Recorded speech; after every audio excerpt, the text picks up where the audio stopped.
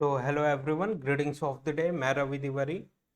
आज के सेशन में हम लोग सिंक्रोनाइजेशन के बारे में डिस्कशन करेंगे कि किसी भी अल्टरनेटर को, इनकमिंग अल्टरनेटर को पावर ग्रिड के साथ कनेक्ट करने से पहले या फिर कनेक्ट करते समय या फिर किसी अनदर अल्टरनेटर के साथ पैरेलली कनेक्ट करने से पहले हम लोगों को कौन कौन से प्रोसेस फॉलो करने पड़ते हैं उसके बारे में डिस्कशन करेंगे, जिसके बेसिस पर प्रीवियस ईयर में क्वेश्चंस भी देखने के लिए मिले हुए हैं। जो कि हम लोगों ने जब सिंक्रोनस मशीन के क्वेश्चन प्रैक्टिस किया हुआ था, वहाँ पे भी कुछ क्वेश्चन सिंक्रोनाइजेशन से रिलेटेड देखने के लिए मिले हुए थे। तो चलिए हम लोग उन टॉपिक के बारे में बात करते हैं। क्या क्या इम्पोर्टेंट प्रोसीजर हैं, प्रोसेस हैं, किन स्टेप्स को हम लोगों को फॉलो करना चाहिए, उन सारी चीज़ों के बारे में आज के सेशन में हम लोग बात करते हैं, राइट। तो हम लोग गेट एकेडमी के चैनल पे हैं एंड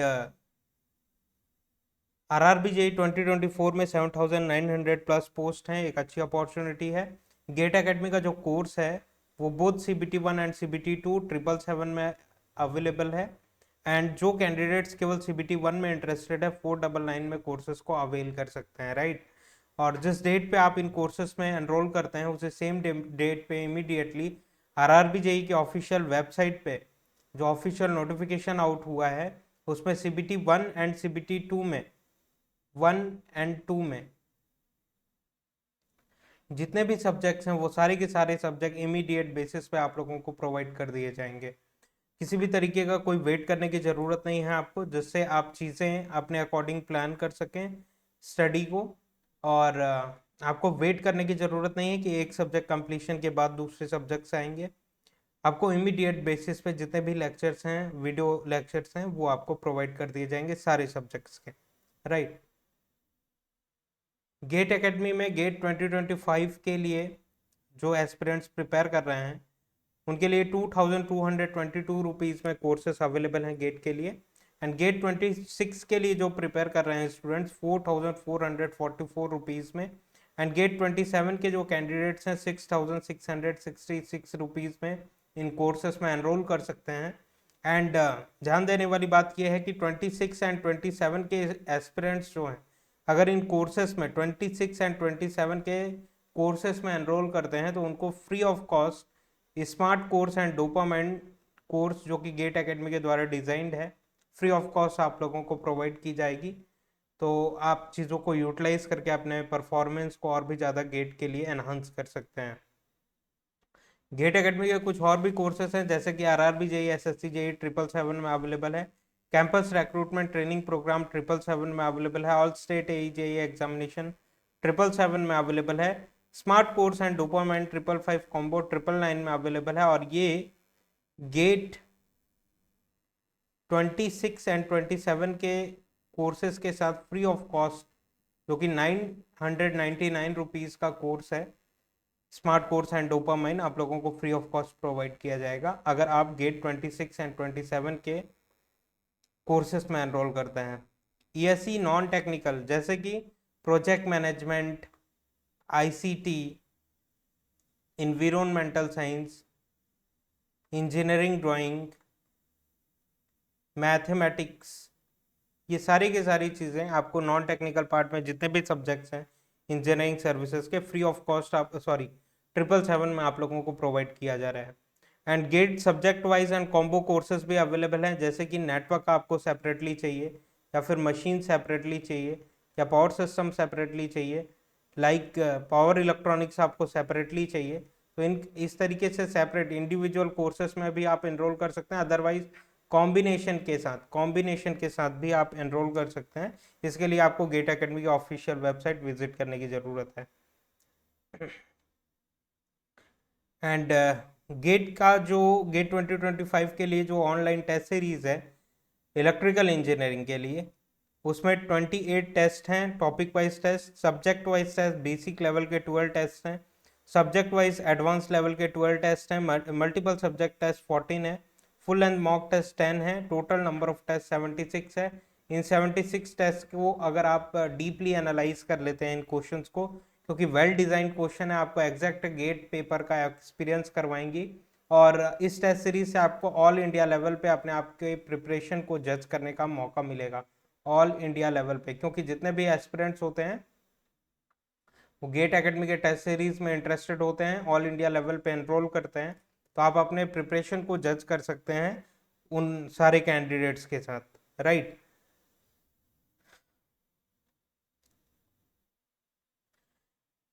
गेट के लिए जो प्रिपेयर कर रहे हैं, जनरल एप्टीट्यूड का ई बुक अवेलेबल है गेट एकेडमी में, जिसमें numerical ability, logical reasoning, verbal ability, special aptitude, total number of pages 521 है। अगर आप इस क्यूआर कोड को स्कैन करते हैं तो गेट के एप्टीट्यूड ई बुक तक आप पहुंच जाएंगे, और इस ई बुक में 15 ईयर के previous year gate questions with detail solution available है। तो one and only one solution आपको गेट एकेडमी एप्टीट्यूड प्रिपेयर करने के लिए प्रोवाइड कर रहा है। तो अगर आप इंटरेस्टेड हैं तो क्यूआर कोड स्कैन करके गेट एप्टीट्यूड ई बुक तक पहुंच सकते हैं, जिसकी प्राइस 222 है plus GST, available on Google e books. तो आज के सेशन में हम लोगों का डिस्कशन होने वाला है सिंक्रोनाइजेशन पे। आज हम लोग बात करते हैं सिंक्रोनाइजेशन पे। जैसे कि आप लोग डिफरेंट डिफरेंट मेथोडोलॉजी पढ़ते हैं कि dark lamp method, bright lamp method, synchroscope के थ्रू हम लोग सिंक्रोनाइजेशन करते हैं। लेकिन आपको ध्यान देना चाहिए कि synchronous machine is the largest machine, it is not DC machine. DC machine अगर सिंक्रोनाइज करना है तो क्या करना पड़ेगा, इस तरीके से डीसी मशीन है, let suppose this is machine 1 और इसको पैरेलली हम लोगों को कनेक्ट करना है मशीन 2 के साथ, जो कि हमारी इनकमिंग मशीन है, राइट। और ये दोनों के साथ कॉमन लोड कनेक्टेड है यहाँ पे कुछ इस तरीके से, इलेक्ट्रिकल लोड कनेक्टेड है। तो ये इन दोनों मशीन को पैरेलली कनेक्ट करके पैरेलली अगर लोड शेयर करना है तो यहाँ पे एक स्विच काइंड ऑफ अरेंजमेंट है, और यहाँ पे एक वोल्ट मीटर कनेक्ट करिए,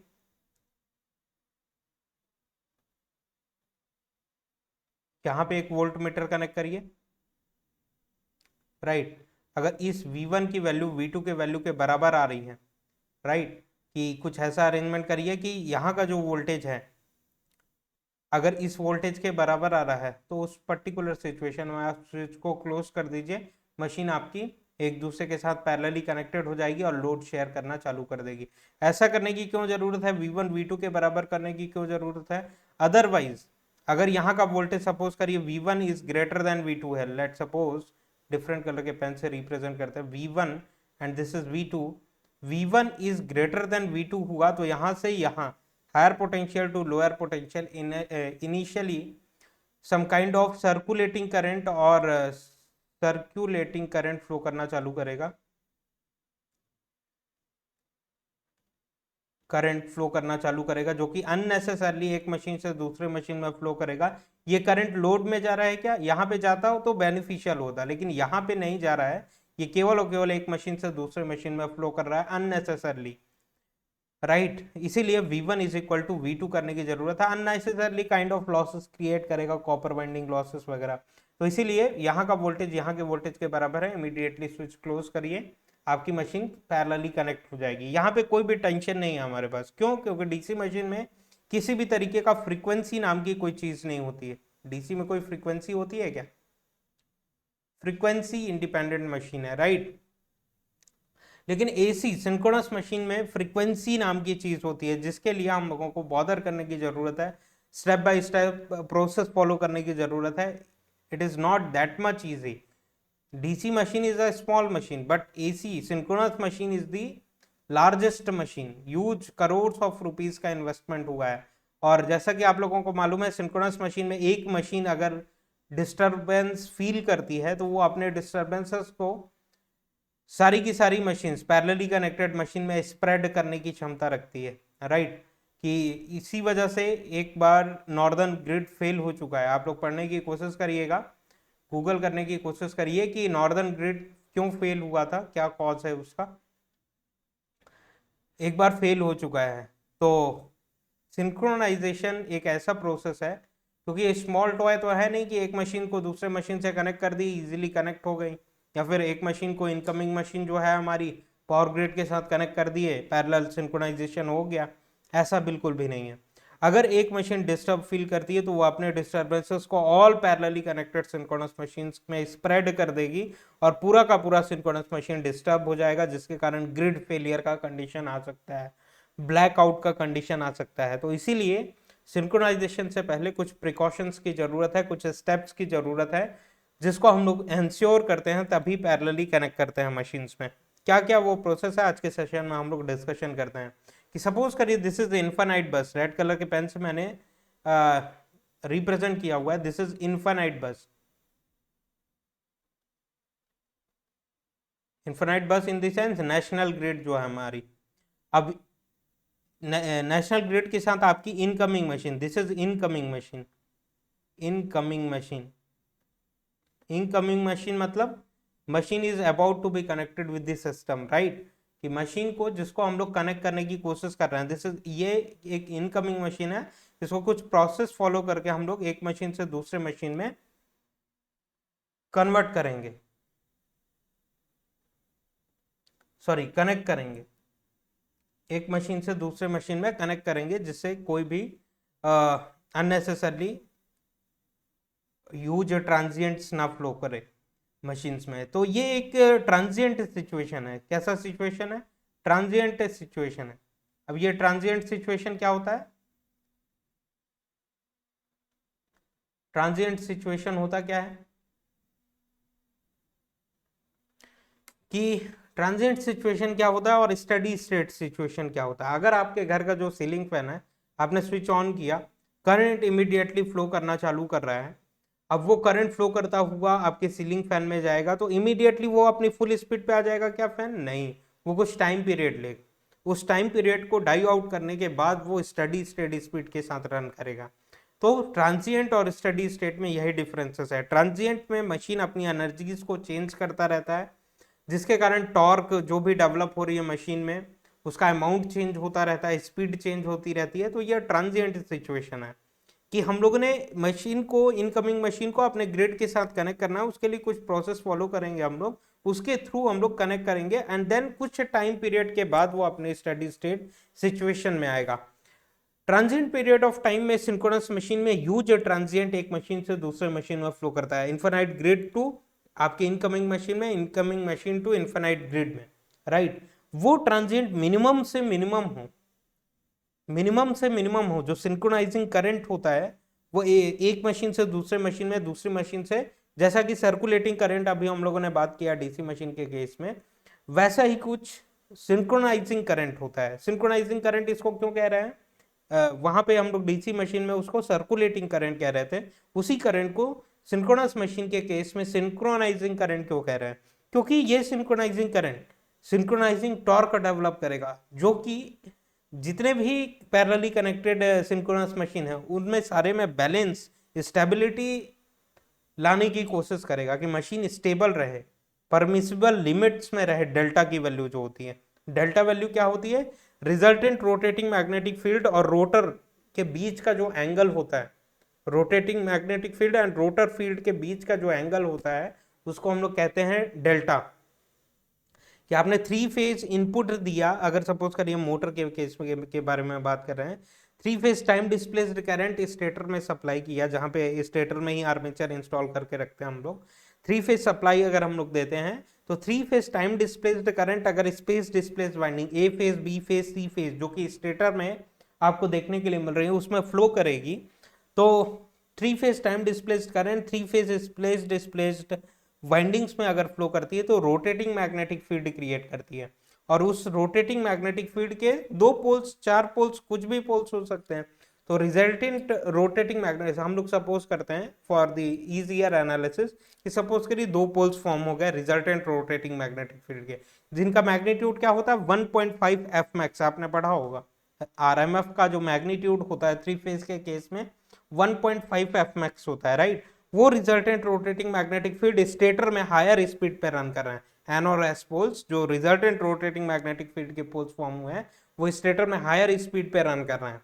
और इन बिटवीन यहाँ पे रोटर रखा हुआ है जिसके एन और एस पोल्स आपको देखने के लिए मिल रहे हैं। अब ये सपोज करिए ये एन पोल ऑफ दी या फिर S pole of the rotor है, this is N pole of the resultant rotating magnetic field है। अब ये इस डायरेक्शन में रन करेगा तो ये एन पोल इधर जा रहा है, ये एस पोल है, जिसको अट्रैक्ट करने की कोशिश करेगा, राइट, अट्रैक्ट करने की कोशिश करेगा, जिसके कारण रोटर भी स्टेटर के रिजल्टेंट रोटेटिंग मैग्नेटिक फील्ड के साथ लैच होकर मशीन रन करना इनिशिएट करेगी। यही प्रोसेस होता है सिंक्रोनस मशीन में, राइट। और आपको ये भी पता होना चाहिए synchronous machine self starting machine नहीं होती है। तो क्या क्या प्रोसीजर है जिनको हम लोगों को फॉलो करने की जरूरत है, ध्यान देते हैं कि इस ग्रिड की फ्रीक्वेंसी 50 हर्ट्ज है, या फिर इसको हम लोग कोई दूसरी मशीन ले लेते हैं कि ग्रिड, ये इनकमिंग मशीन किसके साथ पैरेलली कनेक्ट करना है, या तो इन्फिनाइट ग्रिड के साथ कनेक्ट करना है, या तो किसी अनदर अल्टरनेटर के साथ कनेक्ट करना है। तो लेट सपोज कि ये एक अनदर अल्टरनेटर है, दोनों सिचुएशंस में सेम प्रोसीजर फॉलो करने वाले हैं हम लोग। तो लेट सपोज कि ये एक अनदर अल्टरनेटर है जिसके साथ हम लोग कनेक्ट करने की कोशिश कर रहे हैं। ये एक another alternator, let me have the things properly.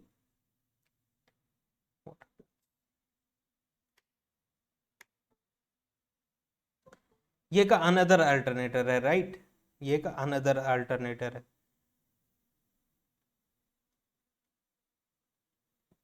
One, जिसमें पोल 6 है, 6 पोल्स की मशीन है, एंड फ्रीक्वेंसी 50 हर्ट्ज है, एंड तो स्पीड कितनी होगी इसकी, एन इज इक्वल टू क्या हो जाएगा, N is equal to 120 F upon P. तो एफ की value 50 divided by P, 6 pole की मशीन है, तो 1000 आरपीएम के साथ ये मशीन रन कर रही है, राइट, 1000 आरपीएम के साथ ये मशीन रन कर रही है। आपकी इनकमिंग जो मशीन है, ये भी नंबर ऑफ पोल्स इसके सपोज कर लेते हैं 6 पोल की मशीन है, एंड 50 हर्ट्ज की फ्रीक्वेंसी इसको भी चाहिए, फ्रीक्वेंसी सेम होनी चाहिए ना, कि जितनी भी कनेक्टेड मशीन है, पैरेलली कनेक्टेड मशीन्स की फ्रीक्वेंसी सभी की 50 हर्ट्ज होगी, तभी तो वो ग्रिड की फ्रीक्वेंसी मेंटेन कर पाएंगे 50 हर्ट्ज। सभी की अल्टरनेटर की फ्रीक्वेंसी क्या होनी चाहिए, सेम होनी चाहिए, तभी आपके घर की स्टैंडर्ड फ्रीक्वेंसी 50 हर्ट्ज पे मेंटेन रहेगी। तो इसकी स्पीड कितनी होगी, इतने इसकी speed N is equal to 120 F upon P करके 1000 आरपीएम के साथ ये भी रोटेट कर रहा होगा, राइट, 1000 आरपीएम के साथ ये भी रोटेट कर रहा होगा। अब आपकी जो मशीन 1 थी, जो कि ऑलरेडी कनेक्टेड थी, ऑलरेडी पैरेलली कनेक्टेड थी सिस्टम के साथ, अब आपकी जो इनकमिंग मशीन जो अबाउट टू बी कनेक्टेड है, उसकी भी स्पीड कितनी रखनी पड़ेगी आपको, 1000 आरपीएम। तो सपोज करिए ये ए फेज का, स्टेटर में इंस्टॉल्ड ए फेज का कंडक्टर है, और ये रोटर है आपकी इनकमिंग, सॉरी, मशीन 1 का, जो कि ऑलरेडी पैरेलली कनेक्टेड है, और रोटर का पोजीशन अगर यहाँ पे है, रोटर का पोजीशन अगर यहाँ पे है, तो as of now N pole यहाँ पे है अगर रोटर का, तो ये कंडक्टर कितना फ्लक्स डेंसिटी एक्सपीरियंस करेगा, मैक्सिमम फ्लक्स इस कंडक्टर के थ्रू पास होंगे। तो एज ऑफ नाउ इस सिचुएशन में कितना वोल्टेजेस इंड्यूस होगा, जब मैक्सिमम फ्लक्स इंटरेक्ट कर रहे हैं आपके कंडक्टर में से, तो मैक्सिमम इंड्यूस वोल्टेजेस देखने के लिए मिलेगा कंडक्टर में, राइट। और ये 1000 आरपीएम के साथ रन कर रही है, 1000 आरपीएम के साथ रन कर रही है ये वाली मशीन। अब आपकी इनकमिंग मशीन है, उसका पोजीशन ये है, सपोज करिए रोटर का पोजीशन ये है, ए फेज का कंडक्टर यहाँ पे रखा हुआ है, अब ये हायर स्पीड पे रन कर रहा है, ये भी, इसकी भी फ्रीक्वेंसी कितनी है, 50 हर्ट्ज, और ये पोजीशन इसका ये है, और ये 1000 आरपीएम के साथ रन कर रहा है, 1000 आरपीएम के साथ रन कर रहा है। तो दोनों मशीन में सपोज करिए ए फेज के कंडक्टर यहाँ पे है, ये वाला रोटर यहाँ पे रखा हुआ है, और ये वाला रोटर यहाँ पे रखा हुआ है, और इसका कंडक्टर यहाँ पे है। तो अलाइंड पोजीशन देखने के लिए मिलेगा क्या, जिसमें सेम इंस्टेंटेनियस वोल्टेजेस हो। अगर ये भी 1000 आरपीएम के साथ रन कर रहा है, ये भी 1000 आरपीएम के साथ रन कर रहा है, तो एज ऑफ नाउ इस कंडक्टर ए फेज के कंडक्टर में मैक्सिमम इंड्यूस वोल्टेजेस हैं, ये 1000 आरपीएम के साथ रन कर रहा है, तो as of now less than maximum voltages देखने के लिए मिल रहे हैं। और आप भी अगर स्पेस में 1000 आरपीएम के साथ रन कर रहे हैं, तो आपके रेस्पेक्ट में, आपकी स्पीड के रेस्पेक्ट में ये वाला जो रोटर होगा वो स्टेशनरी होगा, वो स्टेशनरी होगा, मतलब यहाँ पे कंडक्टर रोटर रखा हुआ है, यहाँ पे एक कंडक्टर है जिसमें मैक्सिमम इंड्यूस वोल्टेज देखने के लिए मिल रहा है। इस वाली मशीन में ए फेज का कंडक्टर यहाँ पे है, लेकिन रोटर का पोजीशन ये है, और ये भी 1000 आरपीएम के साथ रन कर रहा है, तो आप भी 1000 आरपीएम के साथ रन कर रहे हैं, तो आपके रेस्पेक्ट में ये वाला जो पोजीशन होगा ये वाली मशीन का, वो स्टेशनरी होगा, क्योंकि दोनों की स्पीड क्या है, सेम है, तो ये स्टेशनरी देखने के लिए मिलेगा। तो इस ए फेज के कंडक्टर में लेस देन मैक्सिमम वोल्टेजेस देखने के लिए मिलेंगे। तो सेम अलाइंड पोजीशन नहीं पाया जा सकता है जिसमें इस फेज ए फेज के कंडक्टर और इस ए फेज के कंडक्टर का वोल्टेजेस सेम हो। तो अलाइंड पोजीशन फाइंड आउट करने के लिए अगर वोल्टेजेस सेम नहीं होंगे तो आप कनेक्ट कर देंगे क्या, नहीं कनेक्ट करेंगे। क्यों? क्योंकि आपके ग्रिड से यूज करंट आपकी मशीन में और आपकी मशीन से यूज करंट आपके ग्रिड में फ्लो करेगा, जिसके कारण लॉट्स ऑफ डिस्टर्बेंसेस हो सकते हैं। तो फर्स्ट एंड फॉरमोस्ट कंडीशन होना चाहिए कि ये जो आपके मशीन का वोल्टेज है, पर फेज वोल्टेज, ये लाइन टू लाइन वोल्टेज है ना, लाइन टू लाइन वोल्टेज के इसके बारे में बात नहीं कर रहे हैं। पर फेज का जो वोल्टेज है, यहाँ पे एक वोल्ट मीटर कनेक्ट किया आपने V2 और यहाँ पे इनकमिंग मशीन है या फिर ग्रिड का जो पर फेज का वोल्टेज है V2, ये दोनों का वोल्टेज सेम होना चाहिए। V1 is equal to V2 होना चाहिए, तभी हम लोग पैरेलली कनेक्ट करेंगे। सेम इंस्टेंटेनियस वोल्टेजेस होने चाहिए। तो सेम इंस्टेंटेनियस वोल्टेजेस ऑब्टेन करने के लिए अगर वोल्टेजेस सेम है तो स्विचेस को क्लोज कर सकते हैं हम लोग, राइट। तो वोल्टेजेस सेम होना चाहिए। और भी कुछ कंडीशंस हैं। तो फर्स्ट ऑफ ऑल वोल्टेजेस के बारे में हम लोग बात कर रहे हैं, सेम इंस्टेंटेनियस वोल्टेजेस होना चाहिए। तो सेम इंस्टेंटेनियस वोल्टेजेस के लिए अगर दोनों सेम स्पीड पे रन करें, ये इनकमिंग मशीन भी 1000 आरपीएम पे रन करे और ये इनकमिंग मशीन भी 1000 आरपीएम पे रन करे और ऑलरेडी कनेक्टेड मशीन भी अगर 1000 आरपीएम पे रन करे, तो you will not be able to meet this situation of same instantaneous voltages, right. आप कभी ऑब्टेन नहीं कर पाएंगे। इसीलिए हम लोग प्रेफर करते हैं कि जो आपकी इनकमिंग मशीन है उसको slightly other than synchronous speed पे रन कराएं, अदर देन सिंक्रोनस स्पीड पे रन कराएं। अब ये सिंक्रोनस स्पीड क्या होती है? अगर ये आपकी फर्स्ट वाली मशीन 6 पोल की मशीन थी तो 1000 आरपीएम पे रन करेगी, तब इक्विवेलेंटली इलेक्ट्रिकल फ्रीक्वेंसी कितनी प्रोवाइड करेगी? 50 हर्ट्ज। अब अगर आपकी मशीन 1 की जो पोल्स होते हैं 4 पोल्स होते हैं, 4 पोल्स होते हैं, तो 50 हर्ट्ज जब प्रोड्यूस करने के लिए कितना स्पीड से रन करना पड़ता है इनको? 120 50 डिवाइडेड बाई 4 पोल, 1500 आरपीएम के साथ रन करना पड़ता।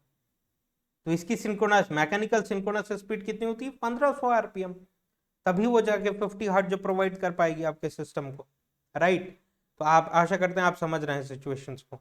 तो ये अगर आपकी फर्स्ट वाली मशीन 1000 आरपीएम के साथ 6 वोल्ट की मशीन है, 1000 आरपीएम के साथ रन कर रही है, इलेक्ट्रिकल फ्रीक्वेंसी सेम होनी चाहिए। मतलब ये अगर 4 पोल की मशीन होती तो 1500 आरपीएम के साथ रन करती, तब जाके इलेक्ट्रिकल इक्विवेलेंट 50 हर्ट्ज आपको प्रोवाइड करती। आपको 50 हर्ट्ज से मतलब है ना, मैकेनिकल स्पीड से मतलब नहीं है। आपको 50 हर्ट्ज प्रोड्यूस करनी चाहिए।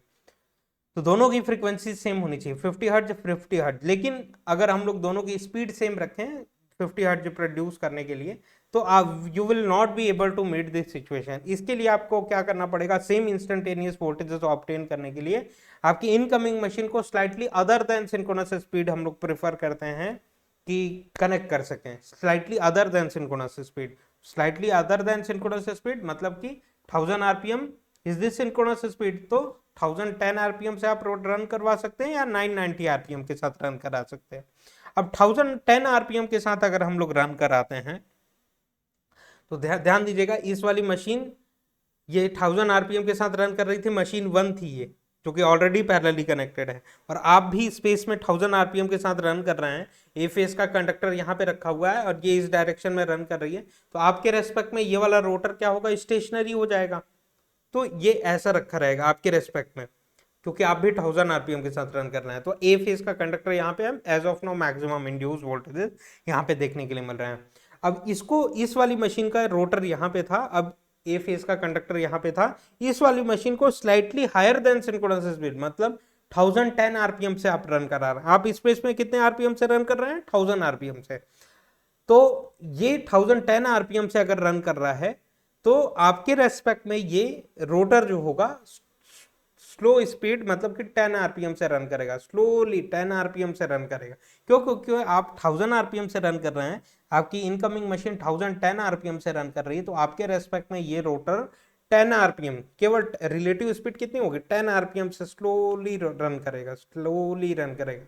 तो जब अलाइंड पोजीशन आपको मीट हो जाए कि यहाँ का जो कंडक्टर रोटर का पोजीशन है ए फेस के रेस्पेक्ट में, यहाँ का भी रोटर का पोजीशन ए फेज के रेस्पेक्ट में सेम हो जाए। ये स्टेशनरी है ना, और ये स्लोली 10 आरपीएम के साथ रन कर रहा है, 10 आरपीएम। तो ये जब इस कंडीशन पे पहुंचेगा, अलाइन पोजीशन मिल जाएगा आपको, इस आरपीएम पे पहुंचेगा, इस पोजीशन पे पहुंचेगा, उस पर्टिकुलर सिचुएशन में आप स्विचेस को क्लोज कर दीजिए, तो सेम इंस्टेंटेनियस वोल्टेजेस होगा। This is not so easy, this is not so easy. Synchronisation is very tough process, कि हायर लेवल डायरेक्टर से लेके टॉप मोस्ट इंजीनियर से लेके लोअर सुपरवाइजर्स तक सारे के सारे एम्प्लॉयज जो हैं सिंक्रोनाइजेशन के टाइम पे फिंगर क्रॉस्ड किए हुए ऑब्जर्व करते हैं what will happen, what will happen, right. ये स्मॉल टॉय नहीं है कि आपने अपने टॉय को ग्रिड के साथ कनेक्ट कर दिया, थोड़ी सी डिस्टर्बेंसेस के कारण पूरा का पूरा ग्रिड कोलैप्स कर जाता है। तो आपको पावर ग्रिड की तरफ से MOU साइन करना पड़ता है, मेमोरेंडम ऑफ अंडरस्टैंडिंग, कि आपकी मशीन, इनकमिंग मशीन में ये प्रोसीजर आप फॉलो करेंगे, इतनी फ्रीक्वेंसीज मेंटेन करेंगे, तब जाके कनेक्ट करेंगे, right. Memorandum of understanding, MOU आपको साइन करना पड़ता है।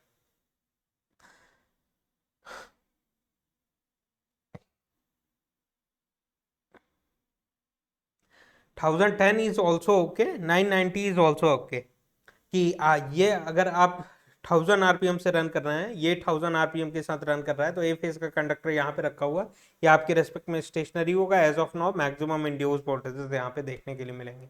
अब ये 990 आरपीएम के साथ अगर रन कर रहा है, 990 आरपीएम के साथ रन कर रहा है, तो सपोज करते हैं कि अगर ये 990 आरपीएम के साथ रन कर रहा है और ये इस पोजीशन पे आता है, slightly less than synchronous speed पे है और इस पोजीशन पे आता है,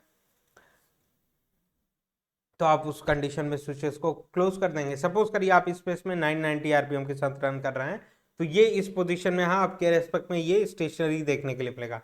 आपकी इनकमिंग मशीन यहाँ पे थी और ये स्लाइटली 10 आरपीएम के साथ, क्योंकि इसकी स्पीड हायर है ना, ये स्लाइटली 10 आरपीएम, 990 से 1000 आरपीएम में कितना डिफरेंस होता है, 10 आरपीएम का। तो ये स्लाइटली हायर स्पीड के साथ रन कर रही होगी 10 आरपीएम के साथ। जब इस पोजीशन पे पहुंचेगी, उस पर्टिकुलर सिचुएशन में आप स्विच को क्लोज कर दीजिए, आपकी मशीन सिंक्रोनाइज हो जाएगी, राइट। तो सेम इंस्टेंटेनियस वोल्टेजेस होना चाहिए। सेकंड पॉइंट के बारे में बात करें,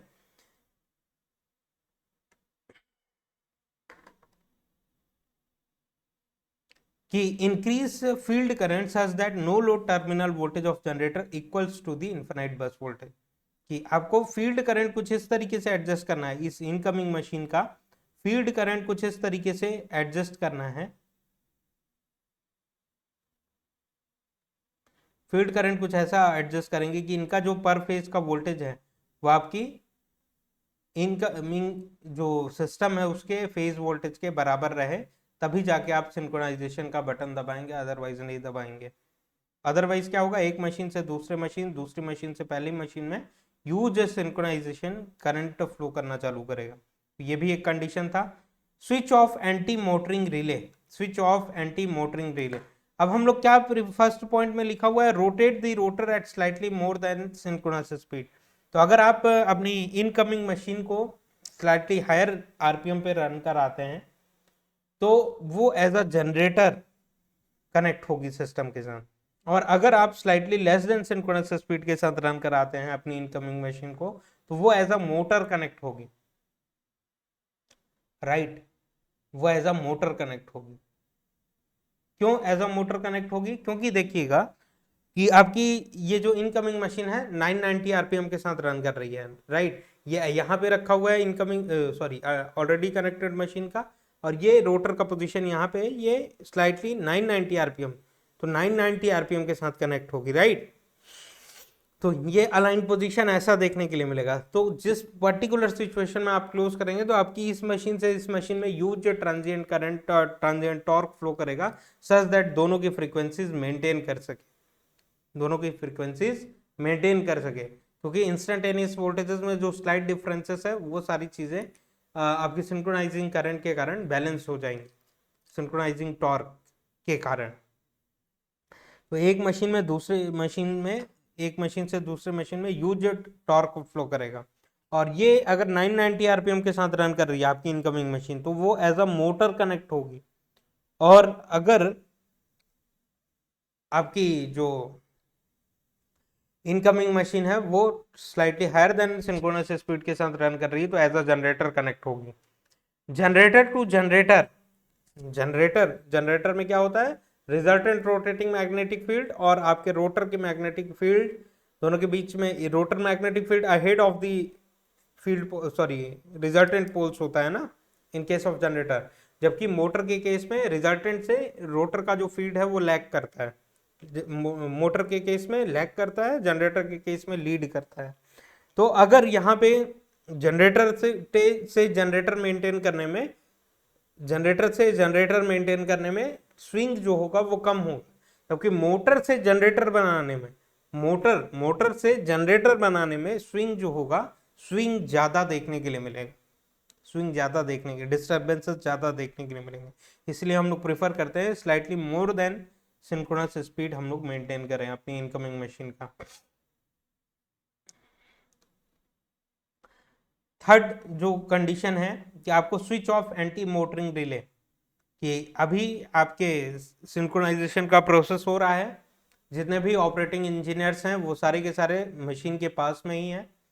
तो अगर कोई प्राइम मूवर फेल का सिचुएशन, एंटी मोटरिंग रिले क्यों अप्लाई लगाया जाता है कि अगर प्राइम मूवर वगैरह फेल करता है, तो स्टडी स्टेट सिचुएशन में प्राइम मूवर अगर फेल कर गया आपके जनरेटर, तो ग्रिड से ह्यूज अमाउंट ऑफ पावर आपके सिंक्रोनस मशीन में आएगा और वो एज अ मोटर मशीन को रन करना चालू कर देगा, राइट। एज अ, क्योंकि प्राइम मूवर कोई मैकेनिकल इनपुट तो मिल नहीं रहा है, तो इनपुट आपके इलेक्ट्रिकली एब्जॉर्ब होना चालू हो जाएगा आपकी इनकमिंग मशीन में, तो वो एज अ मोटर वर्क करना चालू कर देगा, एज अ मोटर, कि उसका shaft rotate, electrical input absorb करके शाफ्ट रोटेट करना चालू कर देगा।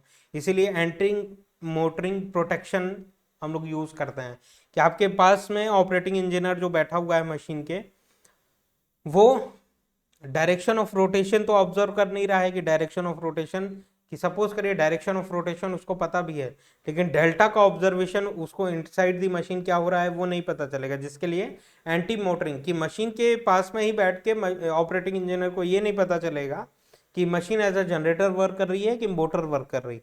उसके लिए anti motoring relay is the device हम लोग कनेक्ट करते हैं, जो कि पावर सिस्टम में आप लोग पढ़ते हैं, जो कि डेल्टा रिवर्सल को आइडेंटिफाई करता है और आपको इंडिकेट करता है कि machine as a synchronous motor work करना चालू कर दी हुई। एज अ एंटरप्रेन्योर आप क्या चाहते हैं, आपकी machine as a generator work करे, जिसके कारण पावर सेल कर सकें आप ग्रिड को और कुछ प्रॉफिट जनरेट कर सकें, राइट। आप एज अ मोटर तो नहीं करें कि ग्रिड से पावर अगर आपके मशीन में फ्लो हो रहा है तो उसके लिए आपको इलेक्ट्रिसिटी बिल ग्रिड को देना पड़ेगा। एज अ एंटरप्रेन्योर आप ऐसा नहीं करना चाहते हैं, राइट। तो दिस इज द सिचुएशन। तो एंटी मोटरिंग रिले को आप ऑफ कर दीजिए, कि उसको पता, उसको इतना अगर ऑफ कर देते हैं अगर आप, तो ये इंडिकेट हो रहा है कि एंटी मोटरिंग रिले अपना काम करना बंद कर देगा उस सिचुएशन में, कि आपने खुद कंट्रोल करके रखा हुआ है, कि आप वहां पे उपस्थित हैं, प्रेजेंट है, कि अगर ऐसा कुछ सिचुएशन आता है तो आपके पास और भी कुछ मेथोडोलॉजी है, उसके थ्रू आइसोलेट कर सकते हैं आपकी इनकमिंग मशीन, राइट। तो एंटी मोटरिंग रिले को अगर आप ऑफ कर देते हैं तो वो बेटर होगा। अदरवाइज क्या होगा कि एज अ मोटर अगर कनेक्ट हो रही है आपकी इनकमिंग मशीन ग्रिड के साथ, तो एंटी मोटरिंग रिले ओपन कर देगा सर्किट ब्रेकर को, जिसके कारण आपकी मशीन ऑटोमेटिकली आइसोलेट हो जाएगी। तो ये ट्रांजिएंट सिचुएशन है ना, अभी आपने कंट्रोल करके रखा हुआ है कि स्लाइटली अगर मोटर भी कनेक्ट होती है तो स्मॉल अमाउंट ऑफ पावर आपकी incoming machine, sorry, already connected machine से इनकमिंग मशीन में फ्लो करेगा, जिसके कारण आपकी मशीन में कोई भी डिस्टर्बेंसेस आ रहे हो उसका कंट्रोल आपके पास है। अदरवाइज आपने एंटी मोटरिंग रिले ऑन करके रखा हुआ है तो वो इमीडिएटली आइसोलेट कर देगा, तो इसीलिए हम लोग एंटी मोटरिंग रिले को ऑफ करके रखते हैं। सेकंड, नेक्स्ट पॉइंट के बारे में हम लोग बात करें, synchronise at proper time interval. Synchronise at proper time interval, proper time interval का क्या मेथड मतलब है कि proper dark lamp method, bright lamp method, synchroscope के थ्रू हम लोग प्रॉपर टाइम इंटरवल आइडेंटिफाई करते हैं, कि जिस इंस्टेंट ऑफ टाइम पे इसका इंस्टेंटेनियस वोल्टेजेस एंड फ्रीक्वेंसी आपकी ऑलरेडी कनेक्टेड मशीन की जो है वो इनकमिंग मशीन की भी इंस्टेंटेनियस वोल्टेजेस एंड फ्रीक्वेंसी के बराबर हो जाए, उस पर्टिकुलर सिचुएशन में आप एंटी मोटरिंग सॉरी आप प्रॉपर टाइम इंटरवल आइडेंटिफाई कर लेंगे, सारे के सारे मेथड लैम्प डार्क हो जाएंगे या सारे के सारे लैम्प्स ब्राइट हो जाएंगे, तब आपको सिचुएशन का पता चलेगा और आप कमांड देंगे जिसके कारण आपकी incoming machine already connected system के साथ कनेक्ट हो सके, right. Increase power input to 30 to 40% of full load, कि अब हम लोग इमीडिएटली, अब मशीन आपकी सिंक्रोनाइज हो चुकी है, अब इमीडिएटली आप लोड प्रोवाइड करके, इमीडिएटली आप लोड इलेक्ट्रिकल लोड प्रोवाइड करके डेल्टा एंगल बढ़ा के, इतना ज्यादा लोड मत दे दीजिए कि 90 एंगल क्रॉस हो जाए, 90 एंगल क्रॉस हो जाए, अदरवाइज ये इमीडिएटली यहां से यहां आके रुक नहीं जाएगा, क्योंकि आपकी सिंक्रोनस मशीन में कंटिन्यूअस डिस्टर्बेंसेस के कारण, huge movement of inertia of rotor के कारण ह्यूज ऑस्किलेशंस होते हैं, उस ऑस्किलेशंस को आपको मेंटेन करना पड़ेगा, अदरवाइज ये अगर 90 क्रॉस कर जाता है तो मशीन आपकी अनस्टेबल रीजन में चली जाएगी, सिंक्रोनिज्म फेल कर जाएगा वहां पे। इसीलिए इमीडिएटली पूरा का पूरा 100% लोड अप्लाई नहीं करेंगे, स्लाइटली लोड अप्लाई किया हम लोगों ने, 30 to 40% of the full load, जिसके कारण कुछ डेल्टा देखने के लिए मिला, यहाँ पे ऑस्किलेट करेगी मशीन, इमीडिएटली यहाँ से यहाँ आके रुक नहीं जाएगी, क्योंकि ह्यूज मूवमेंट ऑफ इनर्शिया है इसका, जिसके कारण यहाँ पे स्विंग करती रहेगी, स्विंग करती रहेगी। तब फील्ड करंट आप बढ़ाइए, जिसके कारण ये एस पोल स्ट्रांग हो जाए और ये रिजल्टेंट रोटेटिंग मैग्नेटिक फील्ड के पोल को अट्रैक्ट करके ये स्विंग को कम कर सके, ये स्विंग को कम कर सके और ये डेल्टा परमिसिबल लिमिट के बाहर ना जा सके, अदरवाइज सिंक्रोनिज्म फेलियर हो जाएगा। ये आपको मेंटेन करना है ना, फील्ड करंट एडजस्ट करके। तो आप 30 to 40% of the full load condition में ले आइए, देन इंक्रीज करिए field current such that delta will be reduce, कि फील्ड करंट आप अगर आप इंक्रीज कर देते हैं कि कुछ 30 to 40% लोड दिया, अब यहाँ पे ऑस्किलेट कर रही है, फील्ड करंट एडजस्ट किया, जिसके कारण एस पोल स्ट्रांग हुआ, अट्रैक्शन स्ट्रांग हुआ, देन ये रन करती हुई, स्विंग करती हुई स्टेबल हो जाएगी, राइट। एंड देन फिर से लोड इंक्रीज करिए जितने लोड पे आपको लेके जाना है। Increase power input to full load, कि आपने फिर से लोड इंक्रीज किया, फुल लोड पे ले आया, and then field current adjust किया, जिसके कारण ये जो स्विंग है वो डाई आउट हो सके। Very field current such that machine operate at rated power factor lagging condition, कि मशीन का फील्ड करंट अगर आप एडजस्ट करते, फुल लोड पे ले आ दिए हुए हैं, अब यहाँ पे भी ऑस्किलेशंस हो रहे हैं, स्विंगिंग हो रहा है, अभी स्विंगिंग को रोकने के लिए कि 90 क्रॉस ना कर जाए ये स्विंगिंग, उसको रोकने के लिए फिर से फील्ड करंट एडजस्ट किया सच दैट डेल्टा रेड्यूस हुआ, परमिसिबल लिमिट के अंदर आया और मशीन हैप्पीली रन करना चालू कर दी। अब सारी चीजें हो चुकी हैं, अब आप रिलैक्स कर सकते हैं और एंट्री मोटरिंग रिले को कमांड दे सकते हैं, या आप ऑन कर सकते हैं उसको, कि अब कोई सिचुएशन, कोई डिस्टर्बेंसेस आता है जिसके कारण ग्रिड से आपकी मशीन में पावर ना फ्लो करे और आपकी मशीन एज अ मोटर ना वर्क करे, जिसके लिए अब एंटी मोटरिंग रिले काम करेगा, अब उसको कंट्रोल आपने दे दिया हुआ है। तो ये कुछ प्रोसीजर थे जिसको हम लोगों को फॉलो करने की जरूरत है, प्रैक्टिकल लेवल पे यही प्रोसीजर्स हम लोग फॉलो करते हैं, जिसके कारण हैप्पीली अपनी मशीन को, इनकमिंग मशीन को हम लोग ग्रिड के साथ कनेक्ट कर सके, राइट। तो इंटरेस्टिंग टॉपिक है ये, आप लोग थोड़ा ध्यान दीजिएगा, और practically as a electrical engineer आपको सिंक्रोनाइजेशन के बारे में पता होना चाहिए। इस मेथड को और क्या कहते हैं, synchronising incoming alternator with infinite बस अनदर रनिंग अल्टरनेटर, राइट। तो ये कुछ कंडीशंस है जिसको हम लोगों को फॉलो करने की जरूरत है। आज के सेशन में इतना ही, नेक्स्ट सेशन में अगेन हम लोग किसी कॉन्सेप्ट के बारे में बात करेंगे और ब्यूटीफुल डिस्कशन करेंगे। Thank you very much, very very all the best.